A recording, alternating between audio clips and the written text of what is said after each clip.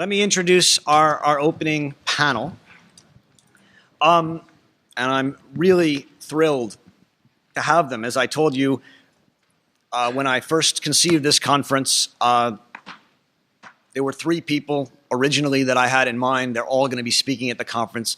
Lawrence Lessig will speak at the end. But to have Charles Murray and George Packer here is just an absolute honor and a privilege, and I think it's going to be an exceptional opportunity for all of us. Charles Murray is a political scientist, author, and libertarian. That's how he describes himself. He's been an AEI, American Enterprise Scholar, since 1990. He's written numerous books. I can't list them all. Three have been, I would say, disproportionately influential. Losing Ground was a book that largely led to the replacement of welfare with workfare, which has had an enormous influence, I should say, both on conservative and liberal thinking about welfare. The Bell Curve, which he co-authored with Richard J. Herrnstein at Harvard, which has been quite influential as well as very controversial. And Coming Apart, which is the most recent book, the one that I told you I read last year and made a deep impact on me. David Brooks of the New York Times writes that I will be shocked if there's another book this year as important as Charles Murray's Coming Apart. I'll be shocked if there's another book that so compellingly describes the most important trends in American society. So it's an absolute pleasure to have here Charles Murray. We'll wait and applaud at the end. George Packer is the author of the New York Times bestseller and National Book Award winner, The Unwinding, an Inner History of the New America. The New York Times writes about his book that the book is Steinbeckian in the best sense of that term. Packer has written something close to a nonfiction masterpiece. And I think those of you who've read it will agree. He's a staff writer for The New Yorker. He's won 3 Overseas Press Clubs awards. He's written many other books, The Assassin's Gate, American Iraq being one of the more important ones. He's also written 2 novels and a play. And he's an editor, something very dear to me, of the complete edition of George Orwell's essays. He's been a Guggenheim Fellow and a Holtzbrinck Fellow at the American Academy in Berlin. They will be our 2 speakers. They'll come up and each speak for about 15 minutes, 15 to 20 minutes, and then we're going to have a discussion. The discussants are from a wide range of backgrounds and political positions. I'll just, in alphabetical order, introduce them to you briefly. Drucilla Cornell is a professor of political theory, comparative literature, and women's studies and gender studies at Rutgers. She's also professor extraordinaire at the University of Pretoria in South Africa and is the director of the Ubuntu Project in South Africa. Her latest book is Law and Revolution in South Africa, Ubuntu, Dignity, and the Struggle for Constitutional Freedom. Philip K. Howard is the author of The Rule of Nobody, which came out this year and is a fascinating read. I will say that Fareed Zakaria calls it an utterly compelling and persuasive book that, if followed, could change the way America works. His TED Talk is very popular as well.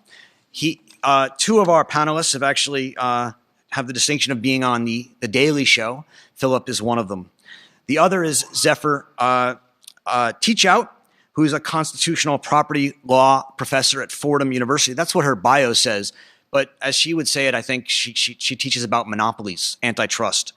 Her newest book, Corruption in America, From Benjamin Franklin's Snuffbox to Citizens United, is just out, and you must all read it. You may also have heard she ran for the Democratic Party's nomination for governor.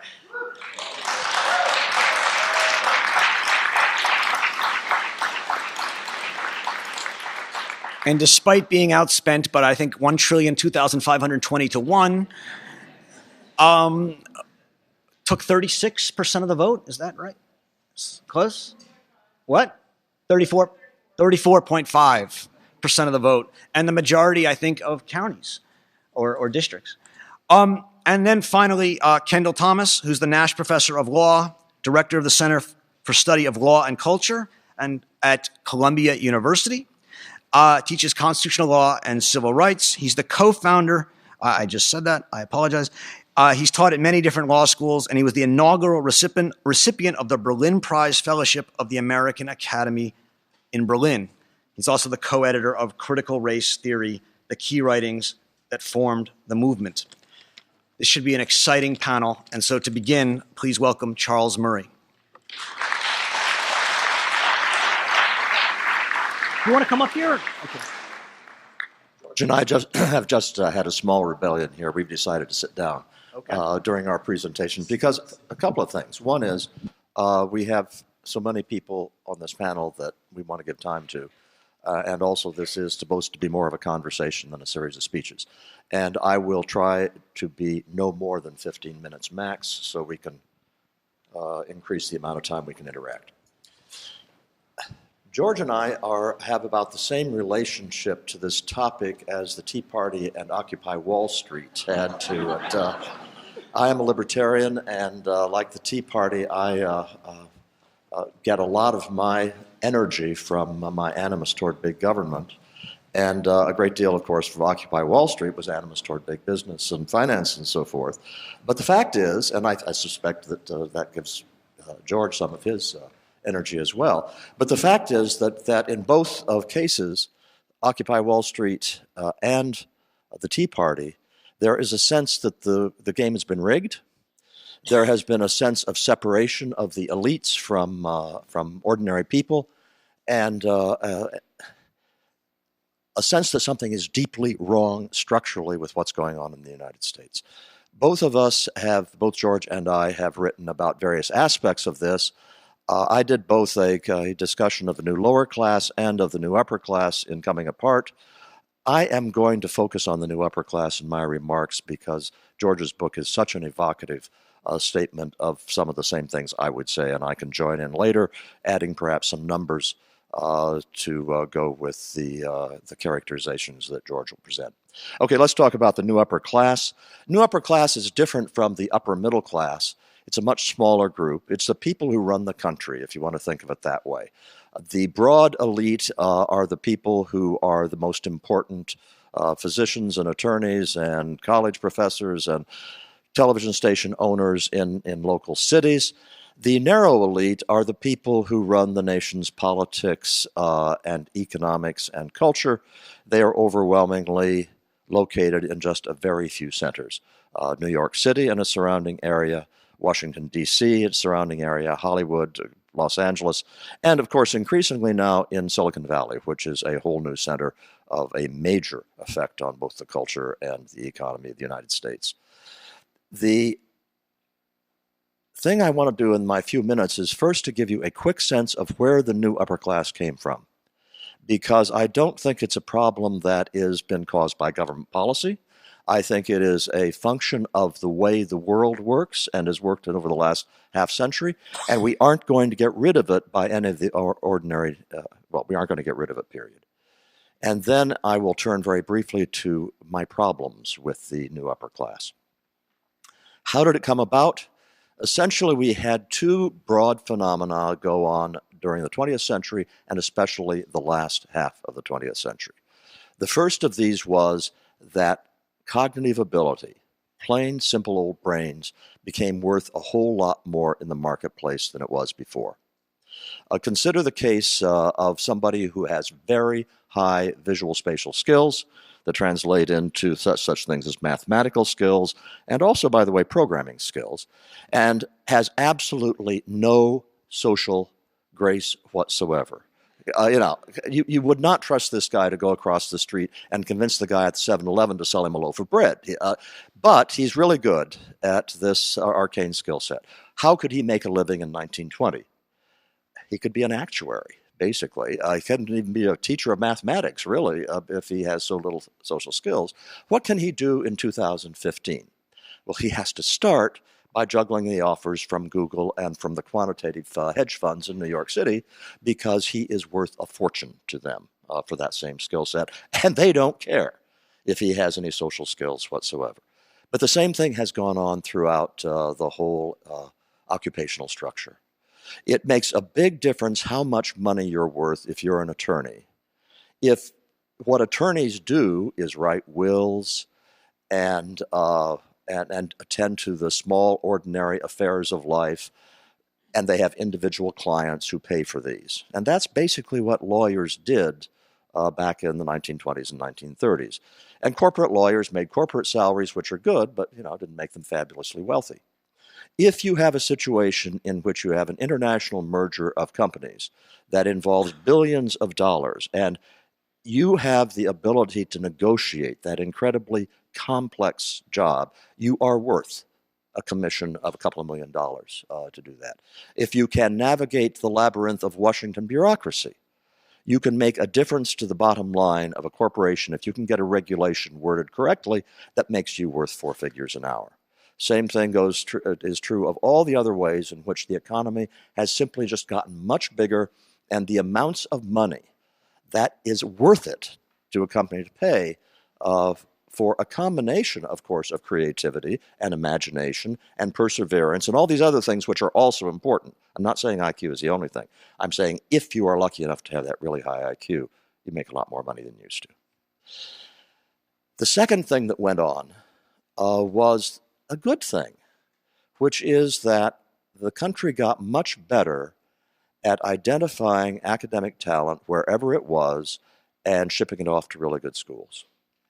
It happened in a decade that seldom gets credit for this kind of thing, the 1950s. And I will give you a specific example of how dramatic it was. I will use my alma mater, Harvard.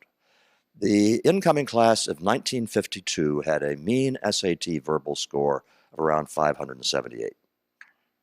Everybody in this room knows exactly what 578 means in verbal. It's nothing you write home about. And by 1960, 8 years later, the mean... The anxiety level rise. By 1960, just 8 years later, the mean SAT verbal of the incoming Harvard freshman class was in the high 600s. There had been a full standard deviation change. The average incoming Harvard freshman in 1952 would have been in the bottom 10% of the class in 1960. That was a conscious decision, and it was a good decision, to translate Harvard from being a place which had a lot of rich kids, some of whom were smart, to a place which had a whole lot of really, really smart kids, some of whom were rich.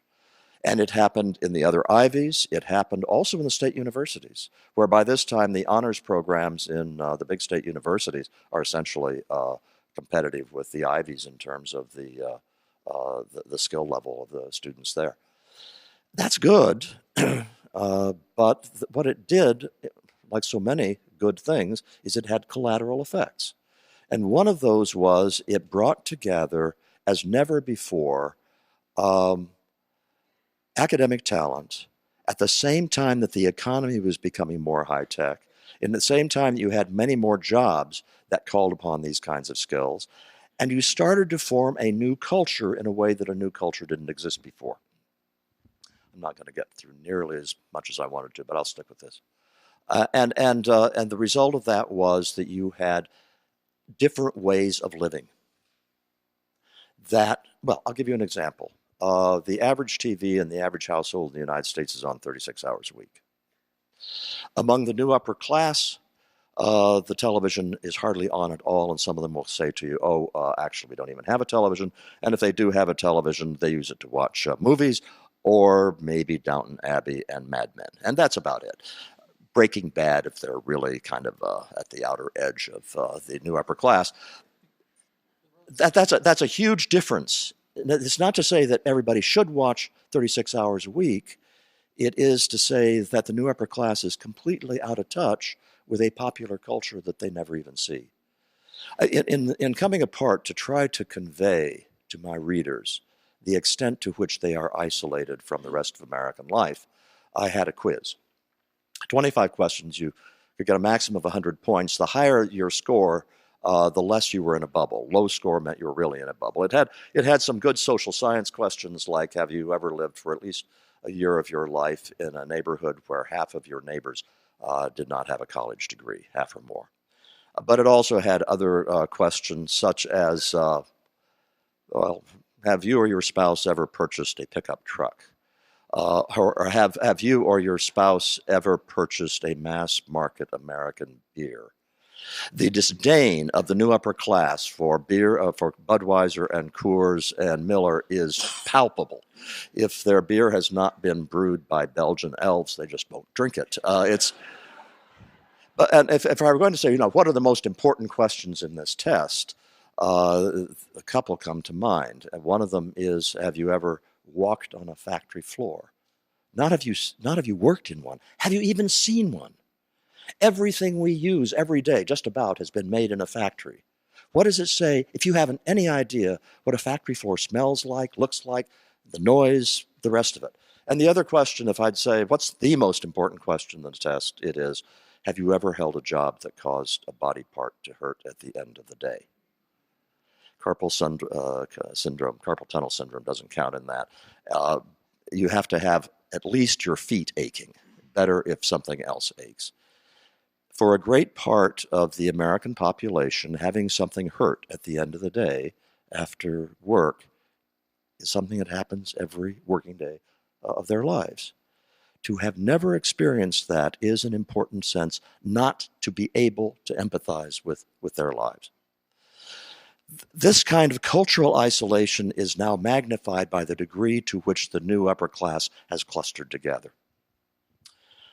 These great bubbles in which you have contiguous zip codes that are in the very outer reaches of socioeconomic status has been remarkable. Take Washington, D.C. A lot of you know Washington, D.C. Almost everybody who's a mover and shaker in Washington lives in Northwest Washington or McLean, Virginia, or Bethesda, Chevy Chase, or Potomac. But that's basically where they all live. There are 13 zip codes. I ranked all the zip codes in the country in a combination of education and income. And of those 13 zip codes, 11 of them are not only in the top 1% of all zip codes in the country, they are in the top half of the top percent, and the others are right behind.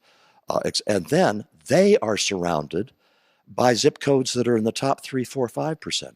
Overall, there are 1 million people in contiguous zip codes in the Washington, D.C. area, contiguous zip codes that are in the top 5 centiles of zip codes in the country. And similar things happen in New York and Los Angeles and other big cities. It bespeaks an isolation which is really scary. I am not going to get at all to my critique of what's wrong with the new upper class and why it's a danger, but just let me conclude by saying this. In the past, we were rescued from a lot of the problems by the fact that people had grown up in a small town. They'd grown up in a working class neighborhood in Boston or Philadelphia. They still remember what that's like, even after they live in the Upper East Side of New York. We now have increasingly coming to power, and it will continue to get worse, people who have been born into the bubble. They've gone to good K-12 schools, probably private, or else really good public schools. They've gone from there seamlessly to selected colleges like Bard. During the summers, they have not worked construction. They have gotten internships at the New Yorker and at AEI, internships being affirmative action for the rich. And after that, they have gone from there to law school or to public policy schools or whatever, and then into their continuing in the bubble. They have no idea what the rest of America is like. And to summarize what I would have said about why this is scary, America is premised on the idea that you don't get too big for your britches, that you are prouder of being an American, and you identify more with being an American than being part of any socioeconomic class. That is now changing, and the catastrophic consequences of that, I think, can hardly be exaggerated. I'll stop there.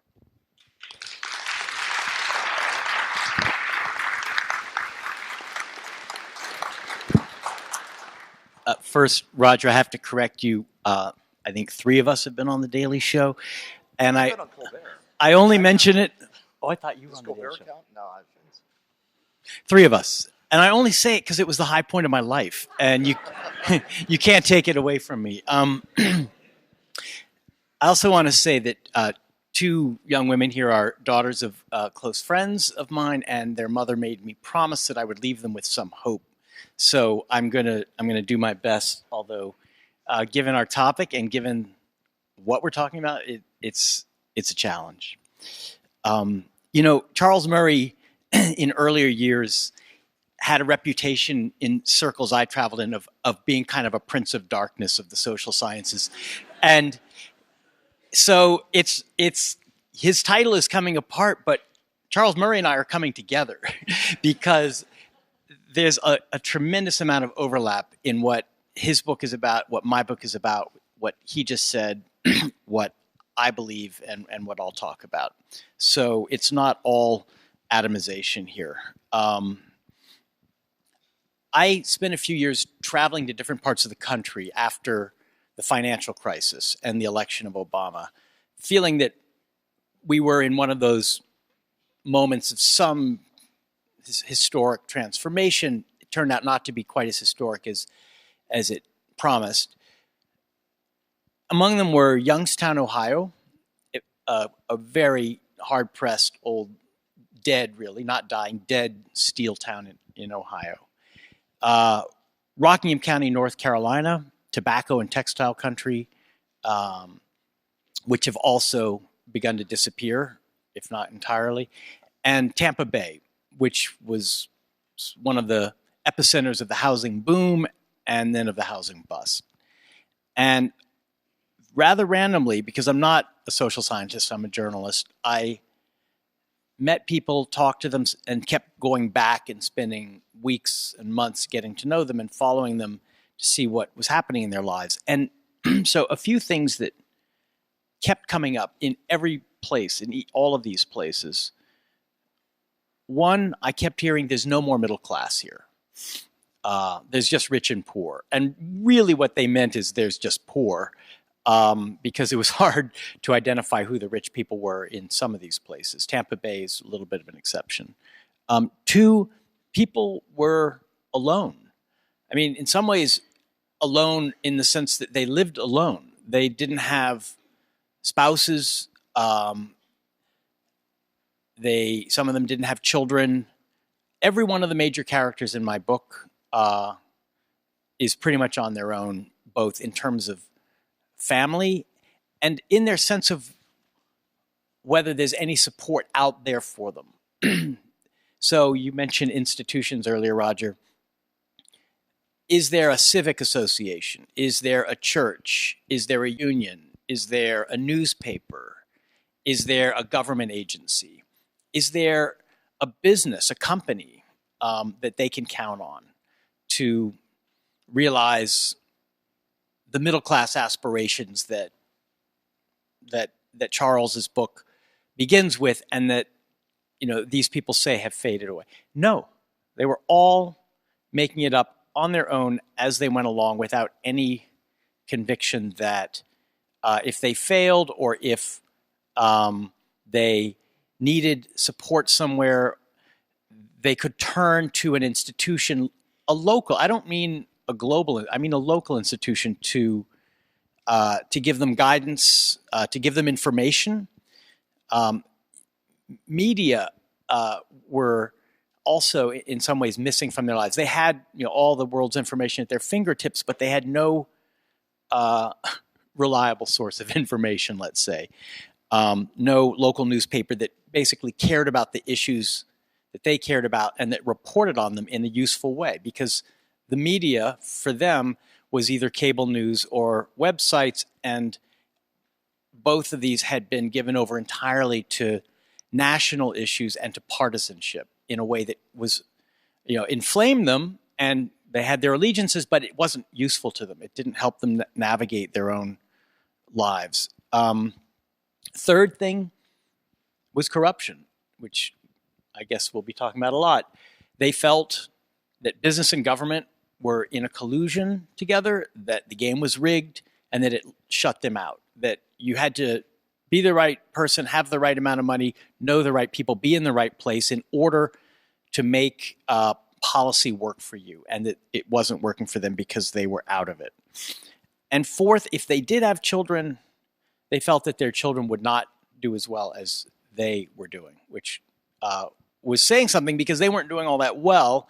And it also said that, there are lots and lots of ways to define the American dream, but certainly that's one of them. And that was missing. And polls showed that something like 75 to 80% of Americans now say that their children will not do as well as they are doing, which is I think a pretty dramatic reversal of the polling results of earlier years.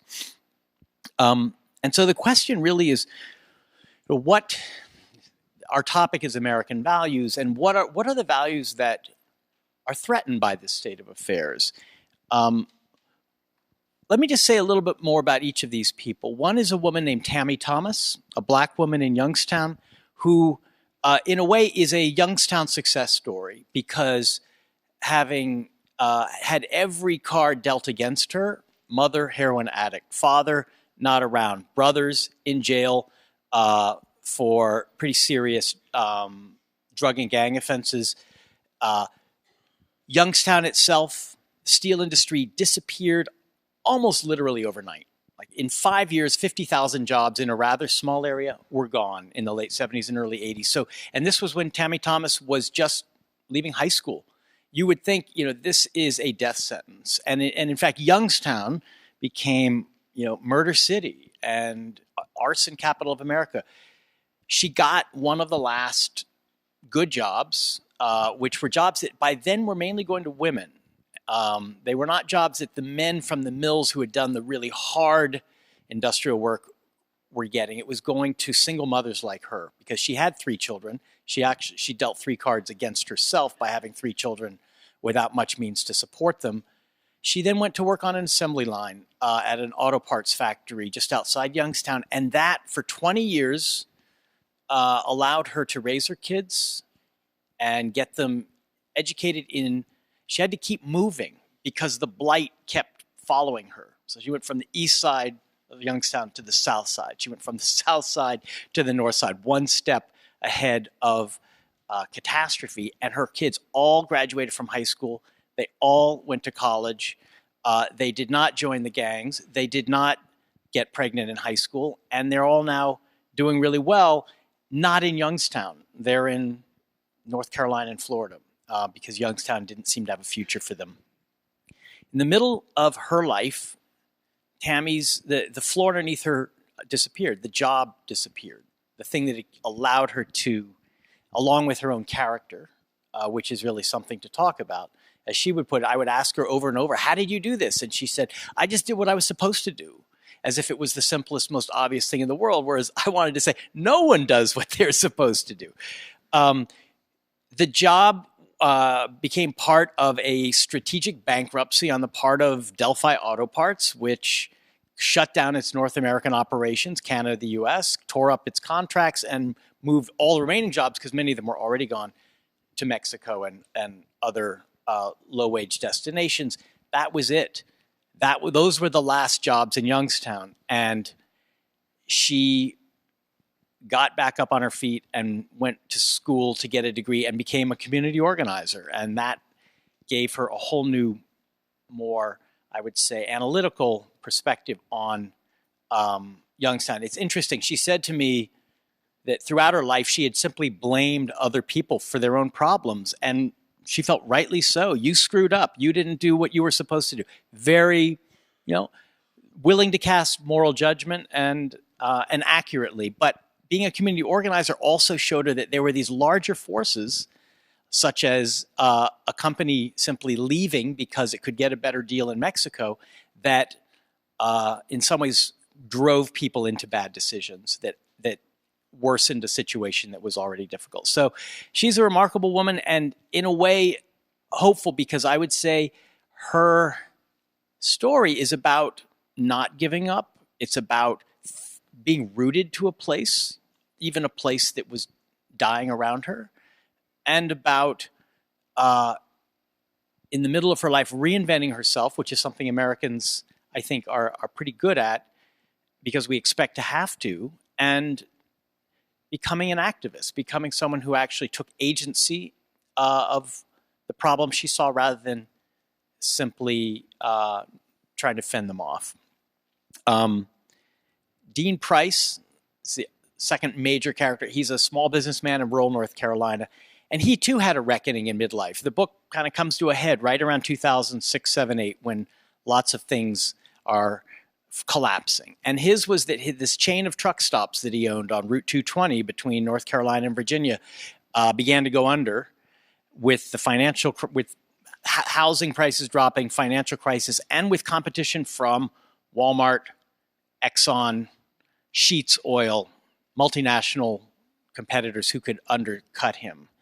And so he decided to go into biodiesel. And this meant making the fuel he sold out of canola oil and cooking oil, which is sort of an obvious thing in parts of the country where people wave the word bio as a flag of honor of the new upper class.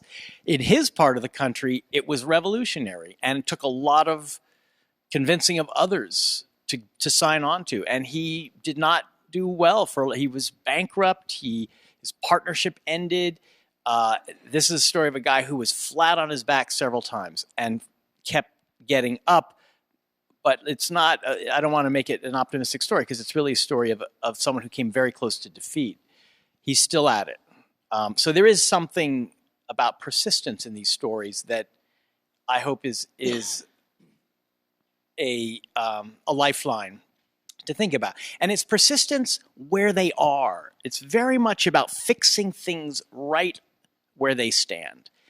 Tammy and Dean have lots of ideas about the world and the federal government and America, but they're not acting as if they have to solve all the world's problems at once. They're really focused on vacant housing in Youngstown or on the collapse of the tobacco economy in North Carolina and what they can do to try to raise their community out of it. And I think that's something that might be happening in a lot of places that we're not even hearing about yet, where people have given up on the big power centers. They don't expect Washington to come up with solutions. They don't expect even Silicon Valley, which promises, shiny new things to all of us, to come up with solutions, or the media, or big business. It's very much about the place where they live and their own rootedness to it.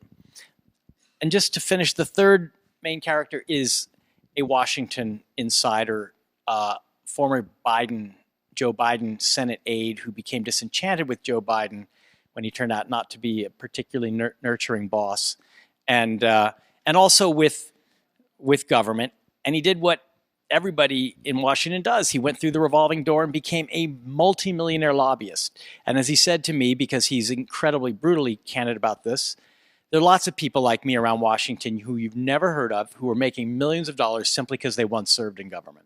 In fact, a lot of them serve in government in order to go through the revolving door. And in fact, I think some people run for office in order to serve out their respectable 3 terms and then go into the private sector and make millions of dollars. So that's Jeff Connaughton's story, except that, like the other two, he has a moment of reckoning. And I want to suggest that these are good moments. They may seem like crises. 2008 was a crisis year, but I think it also, like a crisis in one's own life, has beneficial possibilities. You see yourself as you are. The illusions start to fall away. I think the past few years, books like Charles's, illusions are dropping. People are being forced to look in the mirror of America and to see what we are now. And all 3 of these people did that in their own lives.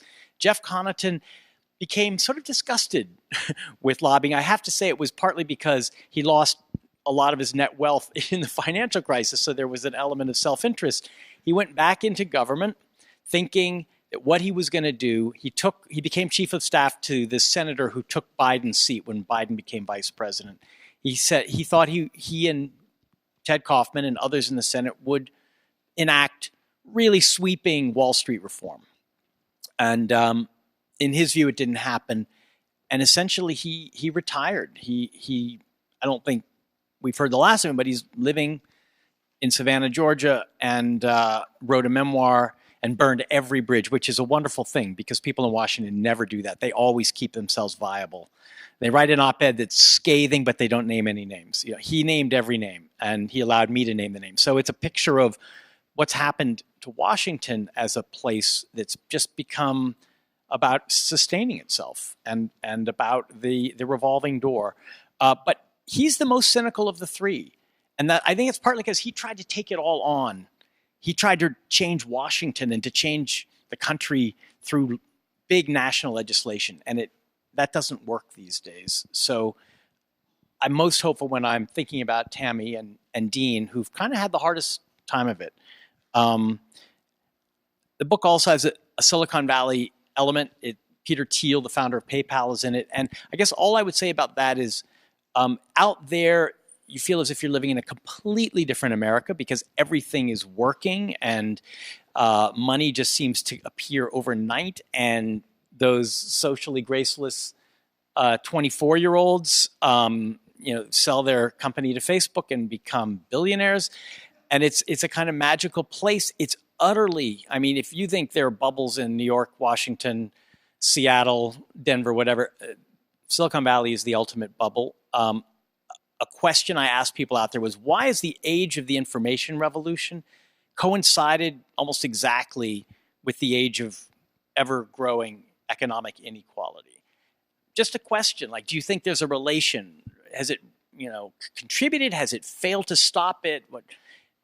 It's not that they had an answer. They'd never thought of that question and I think it's because it just doesn't impinge on them. Peter Thiel's a bit different. He's a hardcore libertarian who's quite aware that Silicon Valley has failed to solve our problems. And I guess one reason is we have two problems. One is bigness. Walmart, which comes into Rockingham County, 3 Walmarts in this tiny little rural county in North Carolina. The Dean prices in Rockingham County cannot make a business work. And the other is atomization and, the electronic town hall meeting and everyone having their own reality from their own collection of favorite websites. And I think Silicon Valley has contributed something to the latter. So neither of those really creates a space for the kind of engagement that Roger talked about in his introduction. So I'll stop with that.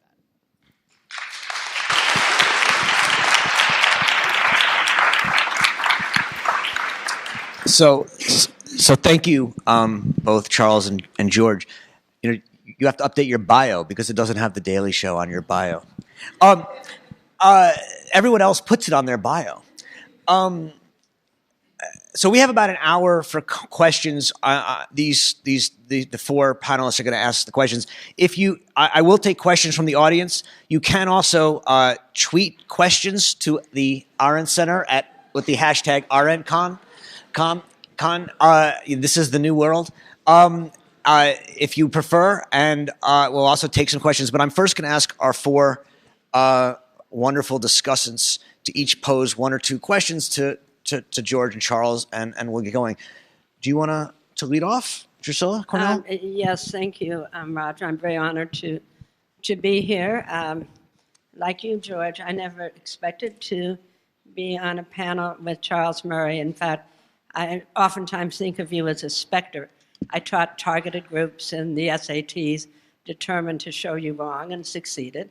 I taught in the affirmative action program at Newark, determined to take people who didn't even have high school degrees, get them all A's in law school, something I believe everybody can do.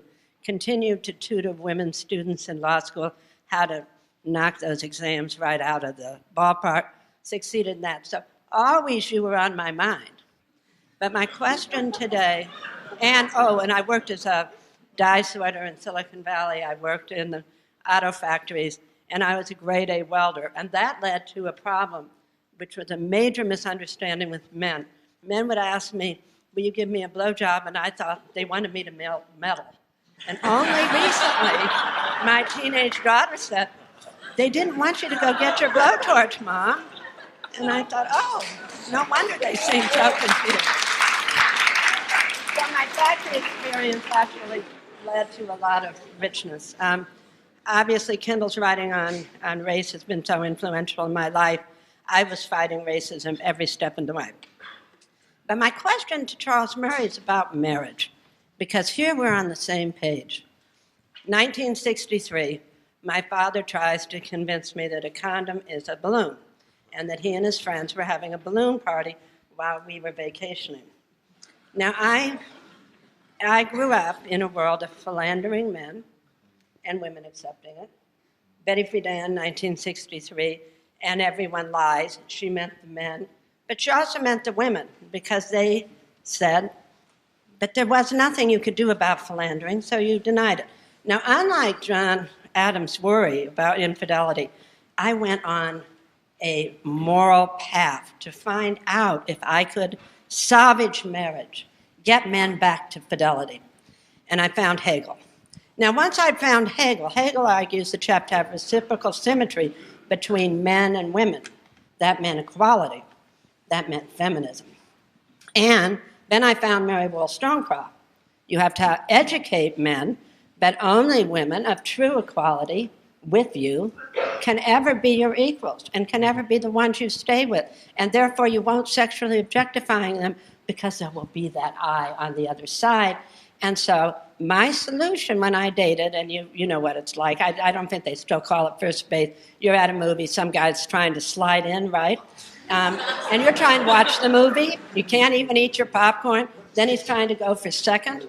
You know, it's like ridiculous. You're a baseball field. So I said to my grandmother, the answer is she was the first woman president of a printing company, very much along your lines, George, about always teaching me working class lessons. Tip 3 times the going rate, et cetera, et cetera. So I said to my grandmother, I think the solution to men, infidelity, dating, and marriage is Hegel. She said, well, that's a possibility, so let's print out some Hegel excerpts. So every day when the man started sliding around, I said, I'm going home now. My grandmother also said never get in a car with a man, and fortunately gave me my own car, so I didn't have to. And so I would leave the dime and then leave his Hegel excerpts, and then he had to take a test if he wanted a second date. Now, my question to you as a Tea Party member, all this is about feminism to me, because until men see women as truly equal and give them fully equal rights, I don't think we're ever going to get back to having anything like meaningful marriage. So my question is, let's have you become a feminist, and then we'll really be on the same side in the name of marriage. Now, George, I found your book deeply moving. And my question to you was twofold. You have 2 wonderful excerpts. I mean, the whole book is very fascinating to me. Some of the tragedies, some of the persistence, some of the attempts to hold on to values against all else. But you have a short vignette on Oprah. A short vignette on Oprah Winfrey, where, as you say, she takes away all the excuses, right, in her magical thinking. So my first question to you is, how much is that magical thinking a way of justifying neoliberal capitalism? We haven't used the word capitalism yet. I think it needs to be out there because somehow or another, then it really is your fault. And then my second question is what I would call fableistic storytelling.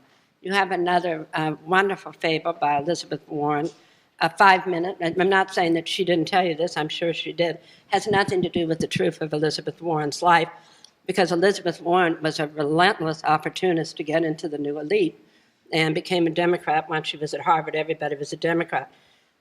Campaigned against income security as part of the curriculum at the University of Pennsylvania Law School, campaigned against workers' rights as part of the curriculum at the University of Pennsylvania Law School, was anti-crit, anti-ACLU, was in bankruptcy, this she admits to show the scammers for what they are. Militant right-wing Republican, determined to turn Penn Law School into 100% serving the corporate law firms in the city. And then all of a sudden, one day, she got to Harvard, she made it. And then one day she became a Democrat because everybody was a Democrat. I thought I must have Elizabeth Warren wrong, but my question to you is, since there's no accountability, the institutions, like say you're in a union, I was a union member. Please ask the question. Oh, you're accountable. You're accountable to unions. You're accountable to your union members. You're accountable for your life. When Elizabeth Warren's asked questions, she says she can't remember. So related to the first question is, how is fableistic thinking, the ability to just make up a story about yourself, part of the collapse of institutions? Okay. Charles, do you want to start with talking about, you need a mic. You need a mic. I can't give you any social science data on philandering, but I think it's interesting to look at the different state of marriage in the upper middle class and in the working class. Basically, marriage is alive and well in the upper middle class. If you take whites ages 30 to 50, you have, at this point, about 84% of them are married. An increasing number of these are first marriages. And I would also submit to you that an awful lot of them are good marriages. Now this I can't, I guess I will ask the audience. I will tell you what my life looks like, and you think about your acquaintances. As I look around at our friends, including friends of a fairly wide age range, now I've been divorced in the past, but I've been married for 31 years subsequently. And a lot of our friends have never been divorced. They're in marriages, and an outsider never can be absolutely sure, but they look like really good marriages. And if you in the audience are thinking about your friends and saying, well, actually, most of the people I know are married and in pretty good marriages, I think that would be a positive thing. And I will also say, I think my wife will back me up on this, that I was going to say we're equal. She's actually smarter than I am. By that, I know a whole lot about IQ and psychometrics. I am not being a pleasant husband. I know for a fact she's smarter than me. So it's at least equality. I think in the upper middle class in this country, you've seen better and better marriages. Working class, whole different story. Can you say a little bit more about the working class story? Well, 25 to 50 years old in whites in the working class, 48% are married, compared to 84% in the upper middle class. And that's down from 84% in 1960. From 84% to 48% percentage married, that's a huge change. And the reason it's so important is that the nature of the family has so many reverberating effects. It has reverberating effects on the way communities are organized, has reverberating effects on these local institutions that you're talking about. You know, a school in which you have a whole lot of married parents has a completely different situation with parents and PTAs and all the rest of it than a school where you have single mothers trying to make time to do things. It's lots of reverberating effects of that collapse of marriage. Great. George, can you talk to maybe the fableistic thinking of Oprah? Yeah, it's not just Oprah. It really pervades a lot of society, especially celebrity society. Jay-Z is a fableistic thinker too. And in my book, Dean Price has his absolute hero is a guy named Napoleon Hill, who very few people have heard of anymore, but he was sort of the how to succeed in business, the original business writer who went around, supported by Andrew Carnegie, and asked every successful person in America how they did it, and then wrote a book about it. And he said famously, if the mind can conceive it and the heart can believe it, then you can achieve it, which Oprah had on her mirror in her dressing room at her first job in Baltimore. But it was attributed to Jesse Jackson. So it just shows how it's common. I mean, it's a sort of American philosophy. The mind cure is what it was called back in the late 19th, early 20th century. I think it comes to the surface and becomes most powerful when people feel that the normal, ordinary channels of upward mobility are blocked. So holding a job, educating your kids, watching them get a better job doesn't work anymore. I'm going to do what Jay-Z did. I'm going to sell crack. I'm going to put out my first CD, and I'm going to become, a member of the Forbes 400. Oprah says, and that's why I had that as the last line of the Oprah chapter, if black people look at Oprah, they realize there are no more excuses because I did it. And she did do it, and she did it through a tremendous talent and energy. But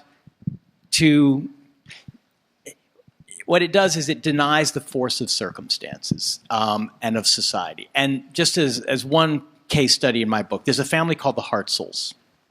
And whether it's neoliberal capitalism or something else, what happens in their life is they are a family of 4 in Tampa who do things, essentially most of the right things. The family stays together. They raise their children with tremendous love. The children are respectful. There's no drugs. There's no drinking. There's no beating. There's no philandering. So in some ways, they're moral paragons. In other ways, they've made huge mistakes, dropped out of high school. He supported the family as a welder for years, and then went to work in a packaging plant. And when those blue-collar jobs disappeared from Tampa, there was basically Walmart and Target. He took those jobs. They paid $8.25, $8.50 an hour. They were part-time. Of course, no benefits. The hours kept changing. He could never predict from week to week. And then they started getting reduced until they were like 20 or 25. And imagine trying to raise a family of 4 on $8.25 an hour, 20, 25 hours a week. And he would quit those jobs, or he'd walk off them, or he would say something, he'd mouth off to his boss and get fired. And those were catastrophic mistakes because the family fell into homelessness. And they lived in their car for months this year. So what does that say to you? It says, given certain circumstances, you make a few mistakes and there's no bottom. The fall will not be broken. And so that's a story of one family that is probably repeated, many, many times across the country. Yeah. Charles, could I ask you to reflect a little bit on what George was just saying about the Hartzels? I mean, a lot of his book is about institutions and about the social circumstance. And one of the interesting conversations, I think, between you that we're not yet having but could be had is you have a more individualist view, more that if you believe it and you do it and you take the job, you'll find meaning in your life. And even if you're only making $8.25 an hour, you still have a job and that's what you do. I'm wondering if you could just reflect on his story with the mic, and what your response is. Could you pick up your mic? I know you need a mic. My response is what they call conflicted. There's another story in the book which I lit on, where the couple, I'm not sure it's the same one, had lost all their teeth. Same one. That's the same one. And somehow they get new teeth. I mean, they got a complete set of Medicaid. Medicaid, okay. And they're fitted with teeth, and which is a big deal, and put in, but their mouths hurt, so they take them out and never put them in again. Now, that's a mistake. And you ought to live in a society where there are other people, not government officials, and there ought to be friends and family and the rest of it where they go home and said, oh, they hurt, so I took them out. And somebody says, are you crazy? Put those back in. In terms of getting a job and the rest, do this. And some of the other things they did. There was nobody around them, as far as I could tell, who was providing the kind of feedback which is a real safety net. I am not an individualist in the sense that I think everybody is on their own and should be inventing themselves de novo all the time without anybody's help. I am a great believer in the importance of little platoons as being the best possible way to deal with human needs. And it's the vanishing of the little platoons that I obsess about. Okay. We're going to go in alphabetical order, and try and keep our questions short. Philip, can you go next? Yeah, I'd like to find my mic. I grew up in eastern Kentucky, and the best job you could get in the summers, or the highest paying job, was to work in the tobacco fields, which I did. It was $1 an hour. It's in the late 60s. And I determined when working the fields that when I grew up, I had an ambition, which was to have an office job, and I have succeeded in that. I got a 29 on your score in your book, by the way, which means I haven't lived that hard a life, but harder than some. The title of this panel is, do we have an idea of America that can inspire people to sacrifice for the common good? It's sort of a values related. And I kind of hear some of that in both of your books, which I loved and read long before this panel occurred. But I do think there is an idea of America, and I think it's part of it, which is partially a myth of the individual empowerment and the Oprah's mirror and all of that. A lot of it, though, is a real empowerment that they can get together in platoons or in communities and have a sense of ownership, that when they wake up in the morning, there's something they can do, not only support their family, but to make a difference. And I think I think we're losing that value. The Robert Bellah conclusion in Habits of the Heart that freedom, people are redefining freedom in America as the freedom to be left alone rather than the freedom to do, is a really significant problem. It's something that Hannah Arendt talked about a lot. And I think, I hope at least at some point, I'm going to throw this question, is that we should go there, which is when Roger talked about the kind of devolution of authority to higher bodies, I think that's true to an extent, but not nearly as true as the devolution of all authority, including by higher bodies, to bureaucracy, which is Arendt says, the last stage of the nation state, just as one-man rule was the first stage of the nation state. And I argue in my books and increasingly believe that that while corruption and money is all there and they preserve the status quo and everybody's feeding on it, there is a blob.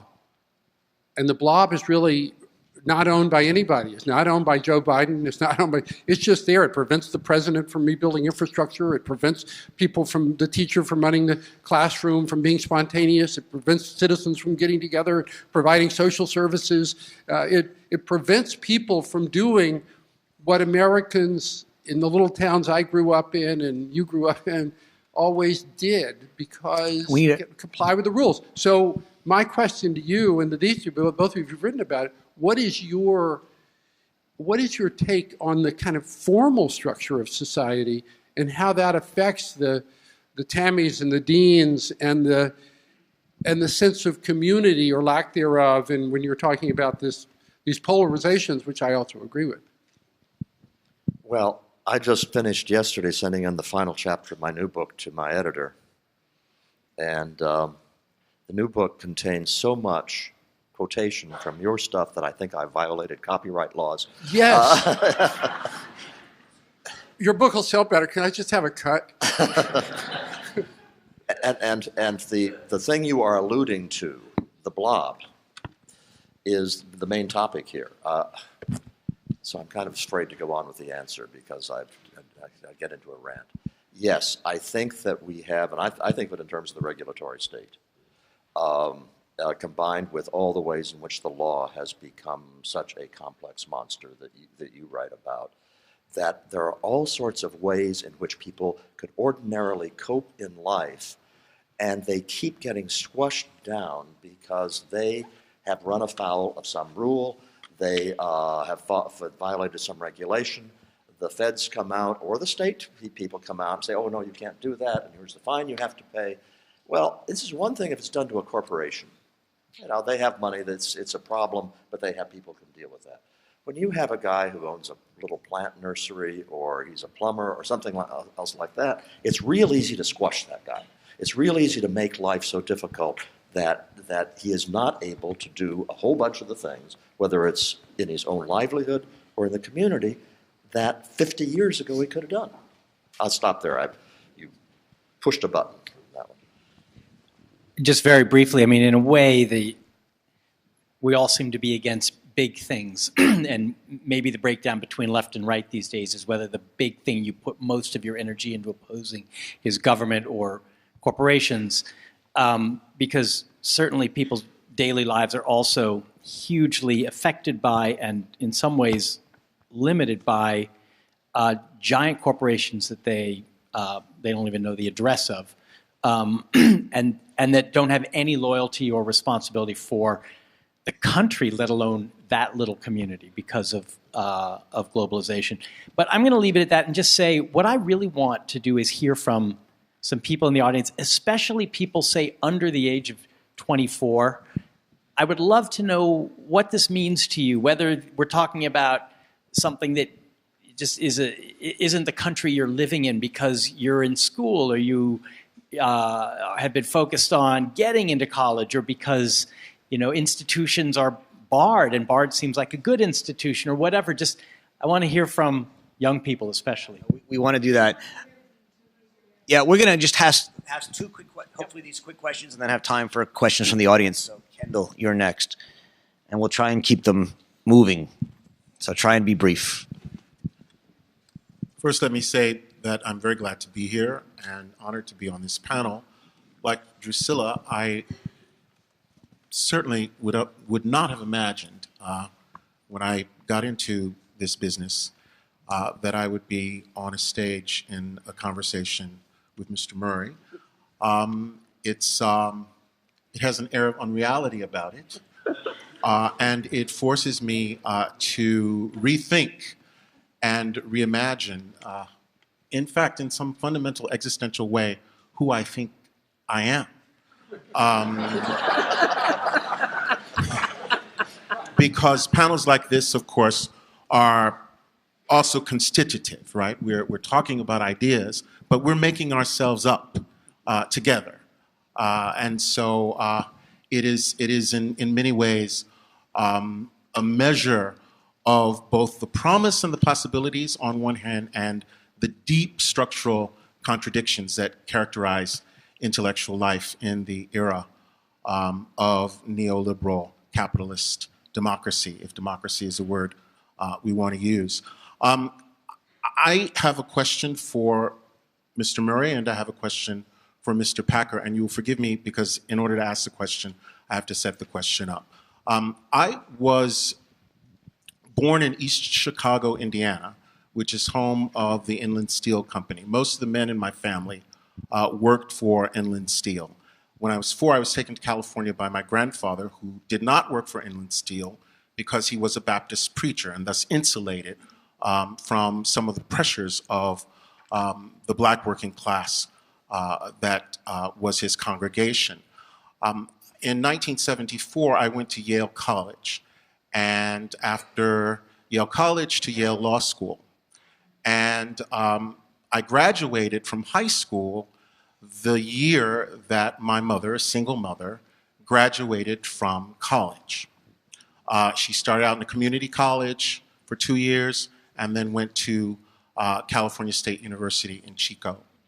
I'm trying to, this is my question for Mr. Murray, because I think it's very important to complexify the picture of this so-called new middle class, of which I suppose I am too a part.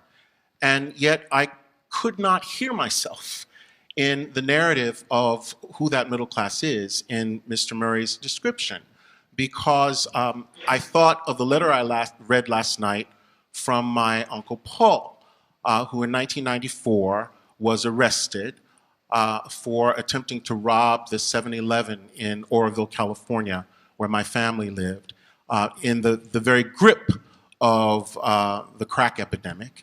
He went to Folsom Prison and found out that he not only had HIV, but CDC defined AIDS. I'm a gay man who lived through the worst years of the AIDS epidemic. I feel a connection to my Uncle Paul, notwithstanding the fact that I'm a member of the so-called new upper class. I think of my sister, Yvonne, who was one of the many, many thousands of African Americans who managed to claw their way into the American dream by buying a house. She lost her house, and she lost it before there was any possibility of holding on to it. Around the same time that I sold my first apartment in New York for $1.6 million. I feel a connection, nonetheless, to my sister, although in class terms we couldn't be more different. I think of the members of the congregation of the church to which my late aunt belonged in St. Louis. This church, a Baptist church, was the church in which the funeral of Michael Brown was held. I didn't know Michael Brown or his mother or anybody in his family, but I feel a deep connection to them. Mr. Murray said that America is premised on being prouder, on us being prouder of being American than being part of a socioeconomic class. But like C.B. Macpherson, I think America is premised on the idea that we are a country of inequalities, but alongside those inequalities, there are fundamental equalities. The story of the Civil Rights Movement is a story in which that idea became true for people of color in the United States. The moment of neoliberal capitalism in which we live today is one in which that is less and less true, notwithstanding the fact that we have painted the White House black, in the words of a recent book. So my question to Mr. Murray is, how does the question of race complexify the story of the new upper class? My question for Mr. Packer is related, and it was suggested to me by his observation that 3 of us have been on The Daily Show. I think the fact that that matters to us collectively, it signifies, is a measure of the society in which we live, a society in which celebrity and celebritization is paramount, in which a figure like Kim Kardashian, who, so far as I can tell, has never actually done anything, could be a celebrity, right? And in which an Oprah Winfrey could delude herself into believing that the fact that the system chose her, right, to be an incarnation of the Horatio Alger myth means that everyone can succeed. But the president himself said before the NAACP that black kids who do not make their way upward have no excuses. I think that's a phrase he used. He has, for black Americans, been our scolder-in-chief. So my question for Mr. Packer, I suppose, has to do with the force of neoliberal capitalism, not as an economic factor, but as a factor which constitutes what Drucilla has called our imaginary domain, right? We used to imagine ourselves in relation to one another in very different ways than we imagine ourselves under consumer capitalism, where our primary identity is either as consumers or as entrepreneurs. Right. What is that shift in the way that people imagine themselves in our symbolic politics, to use the idea of Jacqueline Rose following Stuart Hall? What is that idea, that shift, that sort of paradigm shift that neoliberalism has brought about mean for the possibilities of this kind of reimagining of oneself, a remaking of oneself, of a kind of persistence and resilience that you talked about in the people Right. Who you profiled in your book? Thank you. Charles, do you want to begin? Well, I guess the first part of the answer is that you're not one of the members of the new upper class that I'm worried about, because you still remember what it was like in another America, a very different America from the one you live in right now. In the same way that somebody who now owns a chain of auto repair shops and is worth $30 million, but he did it because he grew up as a mechanic. He remembers what it was like. And the person who went to Yale Law School in 1974 in your same class, who was white, but who grew up in a working class home, he is also like you. And what I am worried about are the members of who are rising to positions of great authority in this country who don't remember any other America except the America in the bubble. So I am not being dismissive of race as a distinctive feature of your experience, but the aspect of your experience which is a strength is that you have lived in all sorts of different Americas and you still remember. So, race is important. It's still more important that you've had that multidimensional experience. George? If I understand your question, the way the people I spent time with identify themselves cuts all sorts of ways. Yeah, consumerism is a big one, and you could point to some foolish expenditures by people who didn't have the money to buy what they bought because they felt they had to in order to be minimal members of our society as one cost of consumer capitalism. Dean Price thinks of entrepreneurship as the highest good, and he reveres Steve Jobs. And if he knew who Peter Thiel was, he would revere Peter Thiel, who is in the book. And out in Silicon Valley, that is the religion. The religion is entrepreneurship.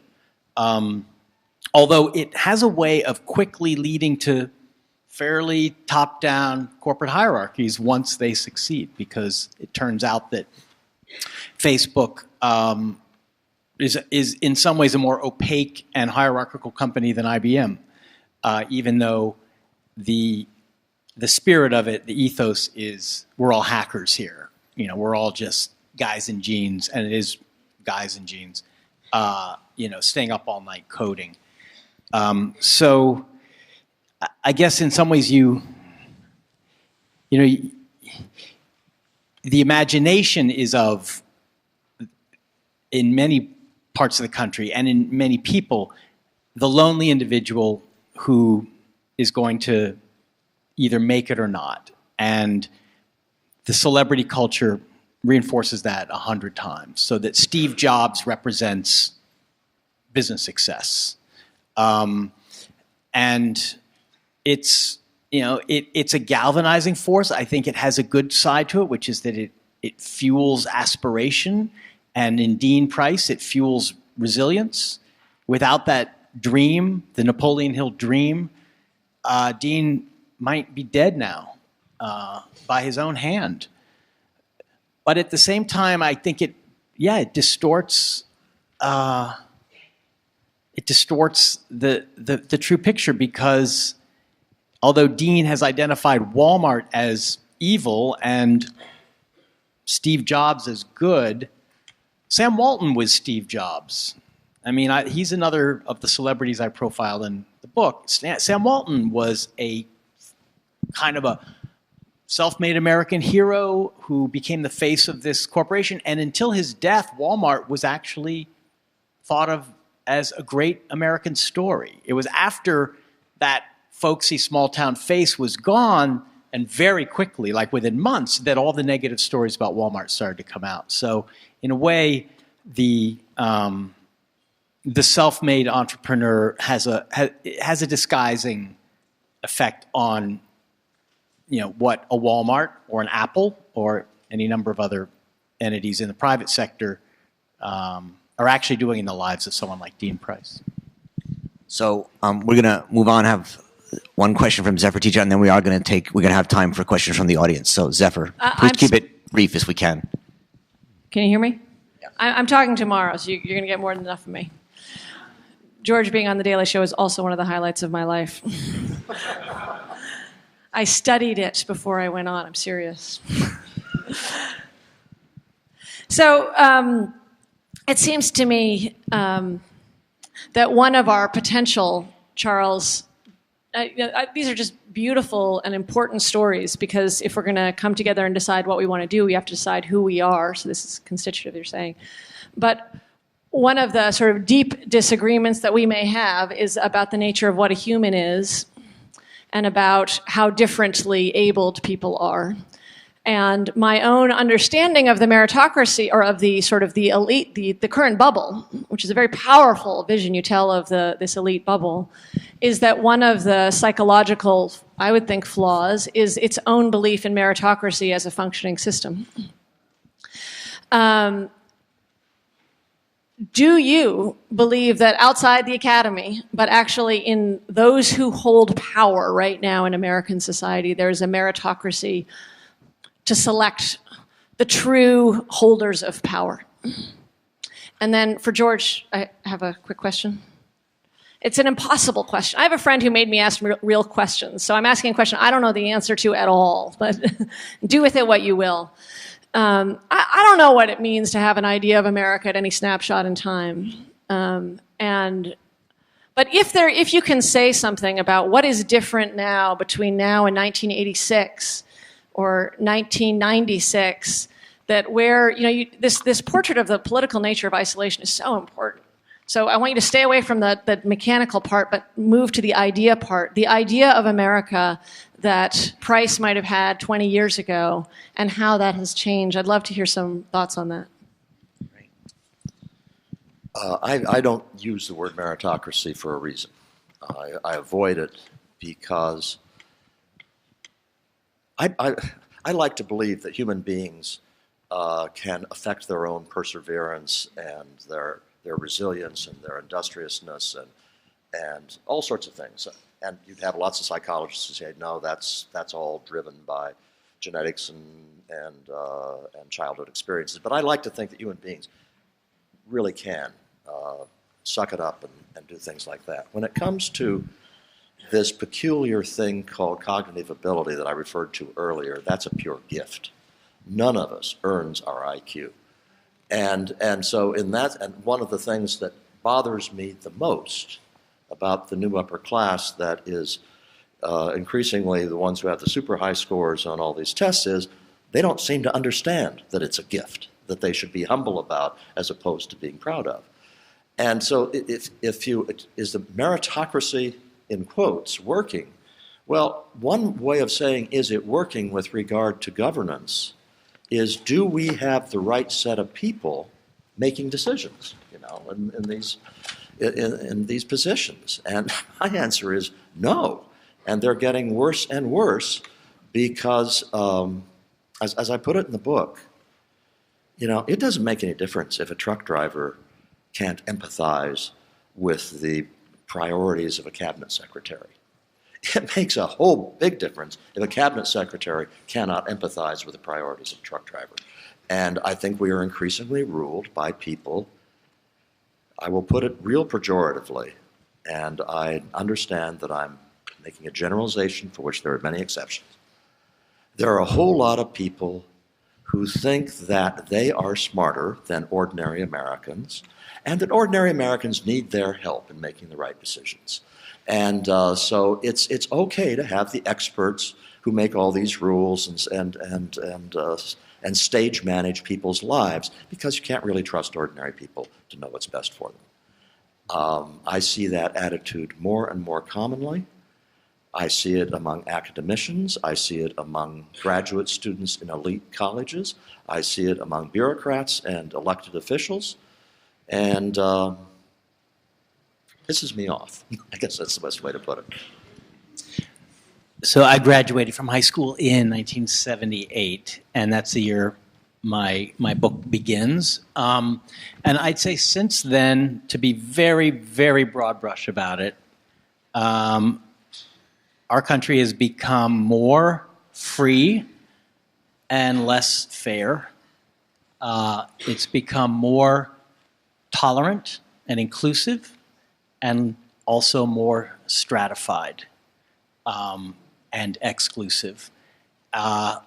Maybe more socially equal and economically unequal, and less organized around those mid-level, maybe platoon or maybe company-sized or even battalion-sized entities, because I think there's a place for battalion-sized entities too, and more and more the lonely individual and the gigantic, distant corporation or government. But there's something else that may be a good transition to questions, which is that I think I see more idealism. When I graduated from high school, kids I knew and I myself were so cynical our culture heroes were Richard Pryor, Saturday Night Live, the Ramones.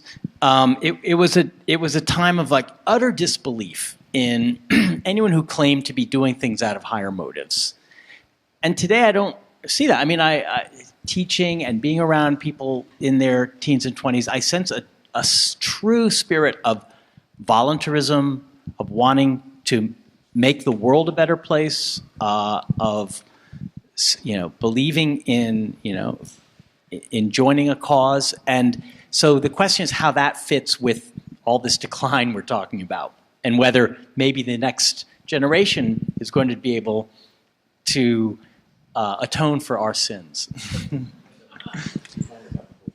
Yeah, we got a little hope in, although their comedy seems to be the place where we go to have serious conversations. So we'll see if the irony of the comedy. I'm going to take questions from the audience.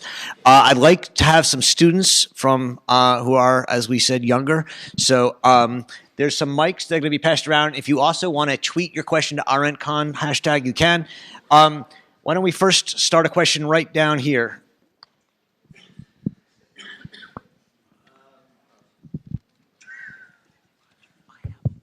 Nope, it is on. All right. I guess I should introduce myself. My name is Julian Labrizzi. I'm a student at Bard High School Early College, Manhattan. First off, to go off your point, I forgot your name. Charles. No, nice Charles. George. About your point about wanting to make the world a better place and decline, I think what you said about atoning for your generation's sin. I am a high school. What? Sorry. Oh yeah, my bad. It's when I rant, I go like that.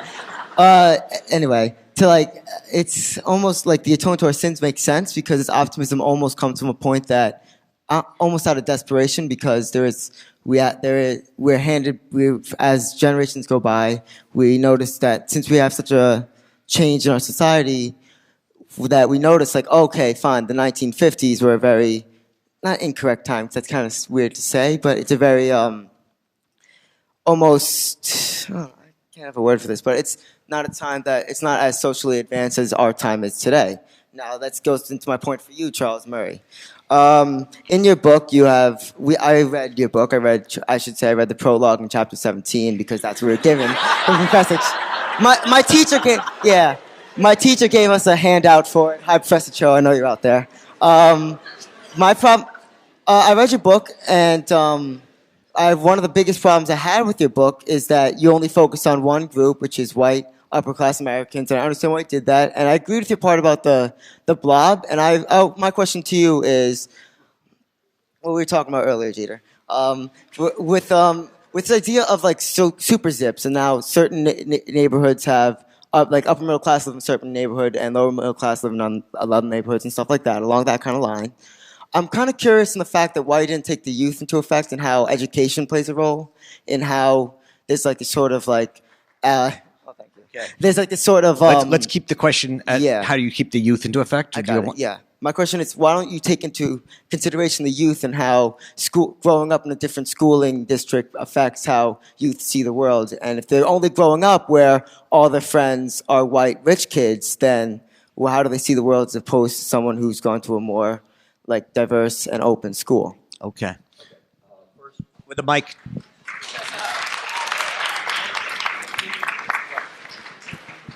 Having read the prologue in chapter 17 gives you 2 more chapters that you read than many reviewers have read of my books when they review them.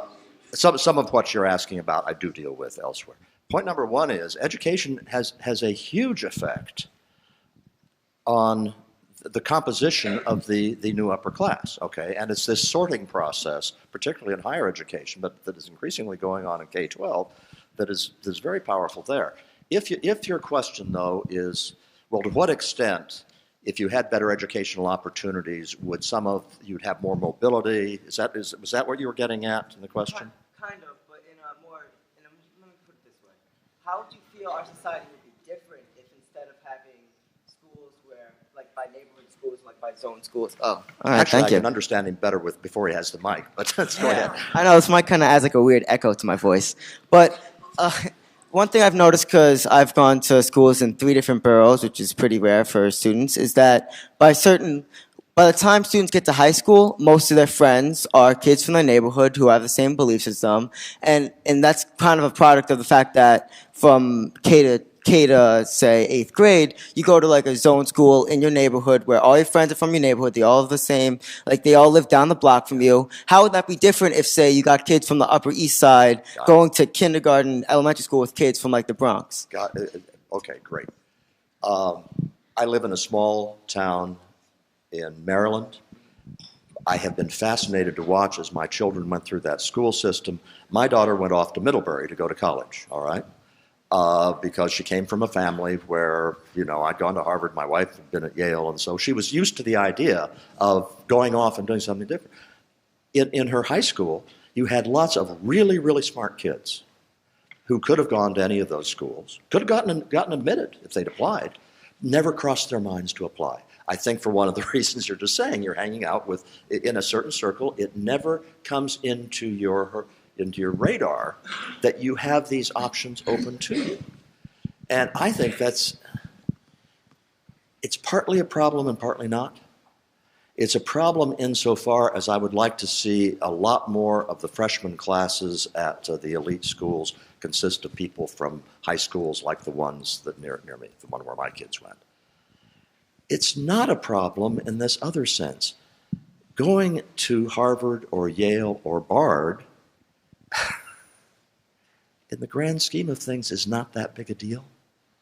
This is not the keys to the kingdom. It doesn't make you wiser or more virtuous. And I want to tell you something. I think the networking advantages are also overstated. And to some extent, to have these really smart, able kids go to colleges, the University of Maryland, or go to local colleges and stay in the area and stay in their towns, I love that. I love the idea that these resources are there, that you have the possibility for local institutions being sustained. So I'm conflicted again about that. Okay, we're just gonna. You're right there in the 4th row. Can we get a mic, Seth, in the red shirt?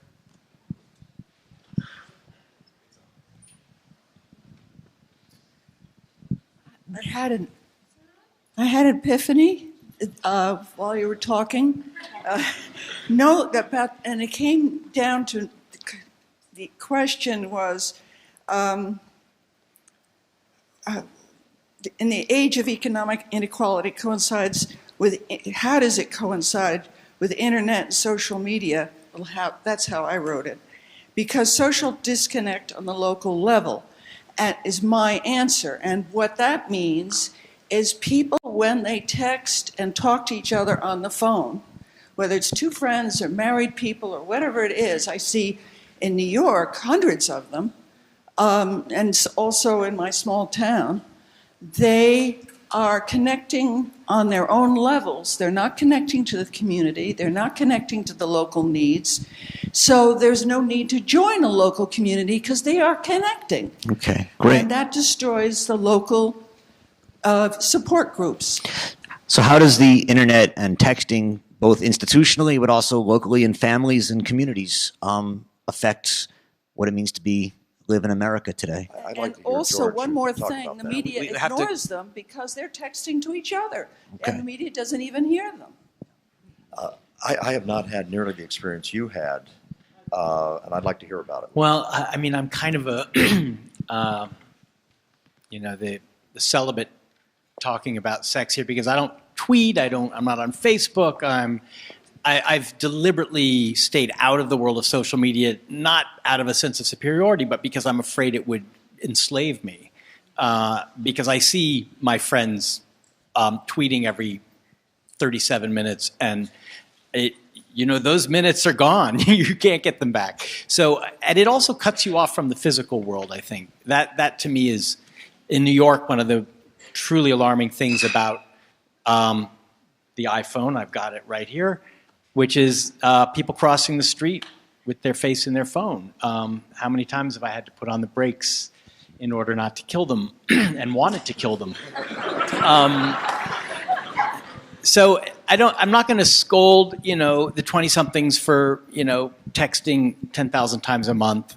But I would say that, in Silicon Valley, there is an idea among some of the prophets out there that this is the new way of organizing society. It's called peer-to-peer networks. It's called, electronic civic engagement. There's a group called Coding for America, which is, trying to fix basic problems in government through coding for municipalities, but which also thinks that, you can fix politics through coding, that it's an engineering problem. And I think it's not an engineering problem. And I don't think peer-to-peer networks have enhanced democracy. I think they've created cliques.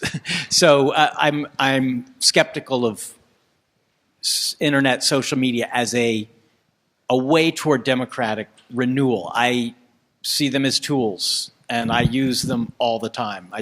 The internet part, at least, and too often, too much. But they're just tools. They're not substitutes for or new forms for democratic engagement. I don't think.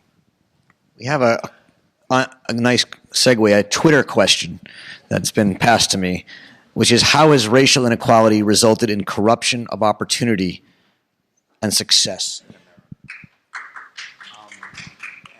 I thought maybe both. Oh, and I thought maybe both of you might want to. Yes. How has racial inequality resulted in the corruption of opportunity and success in America? Well, if we're talking about trend lines over the last 50 years, which is what I'm talking about, then insofar as it's a problem, that problem has been getting smaller. There is no way to say that you can remotely compare the degree of racial inequality in 1960 and the degree of racial inequality in 2014. So, I think it would be incorrect to say that we've seen these problems growing that I'm talking about, that George is talking about, because of racial inequality. And I will, by the way, take a chance to respond. Why did I talk just about whites in Coming Apart? It was partly so that I could take away a whole lot of these ancillary issues and put them on the side and say, even after you take away the possible confounds of race and ethnicity, you have these very, very disturbing trends that have gone on in the United States that cannot be blamed on that. I was thinking maybe Kendall might want to say something. His thought on that. I did not come here to shoulder the burden of racial representation. Everyone in this room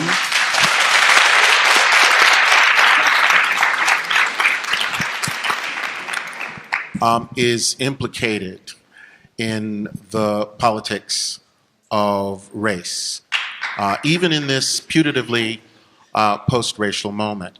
But I would simply say that it is a fact that most Black and most Latino kids of whatever class go to schools where most of the other students belong to the same race or ethnicity, right? We live in an age of legal equality, but I think for all these pockets of social equality that do exist in our society, these social equalities persist in public education, the radical defunding at every level, which has occurred with the consolidation of neoliberal capitalism as a form of governance, not just as a way of organizing our economy, but as a form of political governance. I'm sure many of you in the audience read the series in the New York Times recently about all of these young people who bought into, I use that phrase advisedly, bought into the notion that if they could get an education, they would be able to achieve class mobility, and now they're paying off astronomical loans. Why? Because we as a society have decided that it's just not important to invest in the education of our young people. So there, and the largest population of prisoners, increasing population of prisoners, are young women of color. So, I mean, if you look at education, if you look at incarceration, if you look at employment, unemployment in 1963, black unemployment in 1963, August of 1963, when the March on Washington occurred, was 10%. When the March on Washington occurred, if it was a march, I think of it as a neoliberal spectacle. In 2013, black unemployment in the United States was 13%, right? So we're not living, the story that we need to tell is not a story of inevitable and singular and continuing progress. It is a story of uneven development, and given the multiple insecurities that characterize the lives of people of color in the United States who have disproportionately suffered from the Great Recession, I think it is important in comparing to hold on to both ends of the chain. Yes, things on the whole are better than they were in 1960, but things for many people of color in the United States are as bad, and indeed in some places, we could even say, given the level of immiseration, worse. That's just a fact. I love it. I agree with every word of that, and I also have a train to catch. Yeah, so. we have about 10 minutes, and then you have to, or do you have to run sooner? It only takes 10 minutes. How long does it take to get 10 or 12 minutes. Charles? I just two quick points. The statement that there are a whole variety of indicators on which African Americans are worse now than they were in 1960 is absolutely correct. Alongside that truth is that if you look only at non-Hispanic whites, the problems that George and I are talking about have grown enormously. So if you want to say they're even worse when you add in everybody else, there is some truth to that. But if all of the racial aspects of the problem go away, you got a big problem anyway that has nothing to do with race. Okay, we have time for, we're going to get George to his train, so we have time for two questions. One right up there. And we'll keep, I need you to keep your questions short. No, here, Claire. I heard it said up here that the problem is that the rich don't understand the poor anymore. I think it's that the rich don't have empathy for the poor anymore. You pin the lack of understanding partially on this like cultural bubble, and I see that to mean that like there's an issue with the way that the upper middle class is constructing and approaching reality. And this seems to me to be tied to our American conceptions of individualism and success, which encourage the upper middle class to blame the poor's economic standing on personal failures and character flaws, which to me encourages a lack of empathy, what you call a lack of understanding, and is detrimental to the building of community in this country, which seems one of the other things that I think everyone was talking about, the fact that like community in America is falling apart. So I guess my question is, how do you think these conceptions of success, the way that we think of individualism in this country, and I guess the whole host of old American values that are still in our cultural imagination, playing a role today and kind of being detrimental in some aspect? A lot of what you said, I used the word empathy too. It's important for the cabinet secretary to be able to empathize with a truck driver, and you do that by having certain kinds of experiences with them. I guess that I don't see the millennials sitting around saying, "Oh, it's their own fault that they're poor. They aren't working hard enough. They've done this." On the contrary, what I see in I shouldn't say millennials, 20, 30-year-olds, 40-year-olds. The politically correct way to look at this is to not blame the victim and to downgrade completely the idea that personal behavior has anything to do with it. That's what, when I go on college campuses, I don't know of any audience I've ever talked to where college students thought anything except that it is wrong to blame the victim for their problems.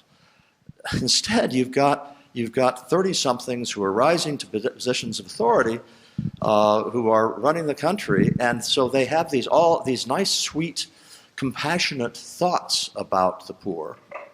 They just don't know any poor people. They've never had any personal contact with them. They don't know what life is like in Middle America. They have lived in these bubbles. We've actually got the worst of both worlds. We've got a new upper class that thinks it has all the right ways of thinking about poverty and sympathetic, wanting to help and all that. And they're absolutely clueless about the real nature of the problem. All right, we'll take one last question. In the back, in the middle there. Yeah, stand up and we'll get a mic to you. Please keep it short. We have to get George to his train. Yes. I'm sorry. Hi. Okay, so my question is about how do you rationalize the contrast between freedom and this idea of responsibility toward community that the panel is about, or to abide by the moral American ideals that Mr. Murray was talking about, which to me seem inherently binding or, not free, like constricting. I'm curious about this because the way I understand freedom in its purest form is that it's not part of any larger structure or organization, because then you're not acting freely, but within a framework with a constant goal or motivation that you're very much bound to rather than free from. And so that's kind of, for an analogy with the principle of altruism in biology, where, in order for the population to succeed, the individual must sacrifice their own freedom to contribute to the whole. And so I'm just wondering how you see these two existing together in America cohesively. Could I answer? I've been hanging out with anti-surveillance activists writing about them, and their definition of freedom is privacy, essentially. And that's not my definition of, and that may be what you're kind of getting at, like, let me make the decisions. Free agency. My definition of freedom in the context we're talking about today is self-government, and that carries just as many obligations as it does rights, and just as much responsibility as liberty. I think that's maybe Hannah Arendt's theme in On Revolution. So I guess I would just suggest that it depends on what you mean by freedom, but that's what I mean by freedom. Charles, I was wondering what how you would answer that. I mean, is libertarianism, as you understand it, about privacy? Is it about being left alone, or is it about self? I mean, could you speak about? Because I think that's how some people today think about libertarianism. Yeah, I know they do, and I call myself a libertarian because if I say I'm a classical liberal, nobody knows what I'm talking about. I am a devotee of Adam Smith, not just of The Wealth of Nations, but also Theory of Moral Sentiments, and basically I'm saying something very similar to George. Self-government, starting with government of the self, is absolutely central to freedom. And in Theory of Moral Sentiments, what Adam Smith talks about constantly is the way in which people are interconnected. So to believe in freedom isn't to say that we're all going to live on our mountaintop alone. It is to say that we are free to live our lives as we see fit, as individuals, as families, and as communities. So that's I define libertarianism exactly the way I want to define libertarianism. I think we have time for one more. Is that all right? Yeah. Let's do it right here in the front. Can you keep it very short? What? No? Very short, right here. Quick question. Stand up. Come on. Question, no comment, just question. I'm just wondering if you think that there ever has been a time or will be a time in which these sort of American ideals that we talk about in such a grandiose manner will be available to everyone. Because we talk about the 50s and That's a great question. Thank you.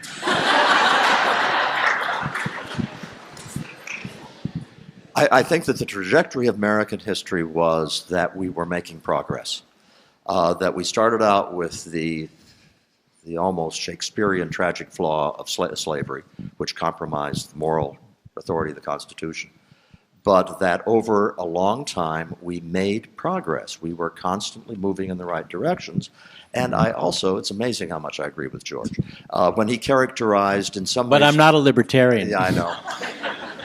It's only a matter of time. That since the 1960s, there have been certain dimensions, especially involving minorities and women, where there has been great progress. But there have been a variety of other ways in which a lot of those ideals have degenerated. What would be nice is if we could make progress on all of those, and I'm afraid that's not going to happen. I think we've moved off onto another path. Okay, to leave with the little note of hope. Last night, Zephyr and Roger and I were talking about 100 years ago, and I think there are many analogies to the themes we've been discussing today to America at the turn of the 20th century into the progressive era. And back then, there was tremendous despair about corruption, about big corporations, about corrupt governments, about the decline of virtue, and this was the theme of the politics of the progressive era. And there was no single, top-down national solution. It happened all over the country, in a newspaper here, in a settlement house movement there, in a muckraker over here, in a crusading candidate for office, in a populist idea, for reforming the way senators were elected, and didn't happen quickly either. It took a long time, but there were many reforms that ended up creating what I think was a great period in American history, the period essentially from Roosevelt to Reagan. And since then, I think things have taken some bad turns, but there's a sign that history, can provide answers if you know where to look for them. So great. Thank you very much.